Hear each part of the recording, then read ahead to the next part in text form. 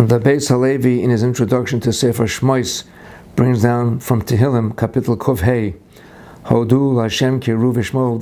Before we start, this is Lila Nishmas, my brother Avram Yehuda ben Aharon, and my parents and everybody else who needs an Ilin Neshama shall have an Aliyah.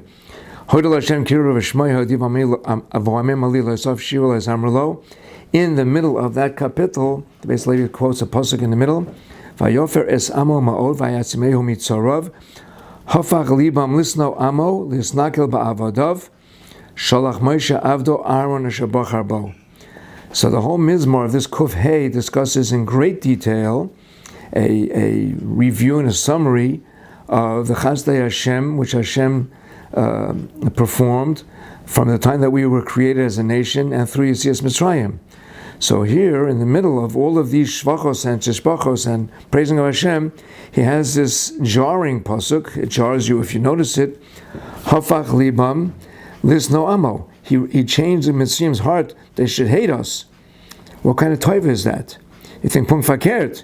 That makes the geula even less, because of all Hashem's doing that the Mitzrayim change their feelings toward us, which of course has always been a great pella. How is it possible that after Yosef and his brothers did such goodness and brought such great fame and wealth to Mitzrayim, that they became avadim there overnight, literally overnight? So that's always an interesting question, has stumped many people. So in the beginning, HaKadosh Baruch Hu caused that all to happen. The other question is, why did Hashem do that? So number one, it's not one of the chasadim that Hashem did, quoted in this kapitel. Number two, why did Hashem dafka do that? In other words, what was the avera that was greater in this change of heart, literal change of heart? And it's not mentioned in the Mizmar at all. There's a Medrash Rabbah that discusses the pasuk Vayokar Melech Chodesh HaMitzrayim, and he says as follows: By Hashem Bogdu, Klal Yisrael rebelled against Hashem. He banim zorim yoldu ata yochlem chodesh chalkehem. They raised or gave birth to sons who were zorim. Zor, zer, means a stranger, someone who was away from us. So what does the Medrash continue to explain this line? Kishemesh Yosef HaTzadik, when Yosef HaTzadik passed away, heferu bris milah. They were mefer bris milah. Mefer means to discount or to disqualify. It's a very important word, which now that we're learning Masechet Nedarim and Daf Yomi, there's Hataras Nedarim, there's Hafaras Nedarim, to knock off or to cancel a neder. So Hefer was the same term over here. They cancel, as it were, bris milah. V'amru niya k'Mitzrayim. We should be like Mitzrayim. Mikan atolam shemoshe molam b'tzeis mitzrayim. So here we find out why Moshe Rabbeinu had to be mal them again when they went out of Mitzrayim. Okay? So since they did this, so they were made for the bris, the Medrash says, Kema Shosu Kain, Hafach HaKadosh Baruch Hu, Hava Shoyim Mitzrayim, Oivin Oisa L'Sina. Hashem caused Mitzrayim to start to hate them. Shnemar, Hafach Libam L'Sno Amo. Pasuk that we just said in Tehillim, L'Snakel Ba'avodav. So the question is, number one, what did they do? Number two, why did Hashem do this? Number three, what was the purpose of it? And number four, what was the benefit to Klal Yisrael? To very succinctly summarize all of the Beis Halevi, not read you the whole thing. Number one, to answer the first question, if somebody is not maling his child, or a person is not gemalit, he's an over and asay, a very fundamental asay, for which there's a chiyuv of kares. It's not just that Hashem caused certain historical events to occur. So how could we say that Hashem caused these events because they were mevatel, as it were, bris milah? So the word hefer comes into critical meaning here, and the Beis Halevi points out that they actually did do bris milah. In fact, if you think about it, what was the difference between a Jew and a goy at that time? One mitzvah, the mitzvah of milah. So that was their only distinguishing mark that separated them from the goyim. In fact, as he brings on Gemara in Sanhedrin, that the Kesar asks Rav Tanchum, let's live together. He says you should knock off bris milah. We should all be one people. He says we can't do that. That's our mitzvah that distinguishes us. So therefore, Klal Yisrael would never ever not have done the bris milah. But when Yosef passed away, all the leaders of Klal Yisrael got together. Moshe Rabbeinu wasn't there yet, of course, and they said, "What do? We're going to be here in a strange land. We're different from these people. We are foreigners. How should we handle this?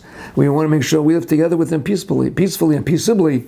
So they came up with a very great shtick, a kunz, a trick, and they said, "We'll do the bris milah, but then we will be moishech the orla." They will pull on the skin and, as it were, recreate an orla. It looks like an orla, but it's not. It's a bris milah. But they did this, not a surgical procedure, but they did this very hard work to pull on the skin of the site of the milah, and they were moishech the skin, and they were meifir the bris. In other words, they obliterated the evidence of the bris so that they look like the Mitzrayim. So they were successful in their idea, which was a balabatish idea of not being different from the Mitzrayim. They did not understand the greatness of bris milah. The greatness and the purpose of bris milah is to separate us from the goyim. Hashem says, you don't want to be separate from the goyim. You're going to become assimilated, as we see as our greatest malaise and our greatest tragedy of America and Western civilization today is assimilation. I'll cause the Mitzrayim as a chesed to you to hate you. Therefore, that will separate you. If you don't separate yourselves, I'll make them separate you. And that's what happened. That's why this was a chesed, to keep us separate, keep us apart from all of the glacial civilization and the culture over there. Now, there's a pasuk in Parshas Bo, which is discussing when Bnei Yisrael were leaving Mitzrayim. It is the most unheralded and unknown pasuk in the Torah. It is the most unbelievable pasuk in the Torah. Bnei Yisrael are leaving. What did Hashem tell them to do? He told them, take all the stuff. Grab all the stuff so you should get paid back for all the years and years and centuries of Avodah. What does it say? It says, Bnei Yisrael also kidvar Moshe, vayishalu mi Mitzrayim klei chesed v'klei zav v'usmalos. They took all that stuff. And what would you think? You would think the Goyim would say, take this and get rid of you. Get goodbye and good riddance. That's not what the Goyim said. Look at this pasuk. This pasuk Lamed Vav in Perek Yud Beis. Vashem nosan eschein ha'am be'eni Mitzrayim vayashilum. It says that Hashem caused Mitzrayim to love them. How's that possible? The Bechoros were just killed. How's it that the Mitzrayim could love Bnei Yisrael? The answer is, of course, Hashem is in control of everything. Hashem said, you separated yourselves with Karban Pesach. I'm going to give back the love that the Mitzrayim had for you because you separated yourselves, no longer requiring any sinner. This pasuk, people don't realize. Basically, if he brings this down, you don't realize this is an unbelievable pasuk to show you that the whole purpose of doing the sinner and then rewarding them again with the ahava was to keep us as Am Nifchar, to keep us separate, and Mitzvah Hashem doing all of our mitzvahs, including Bris Milah, and we should have many more of them in our family, we should have a lot of simchas, and we should see the Gula Shlema Beher V'Meinu. Amen.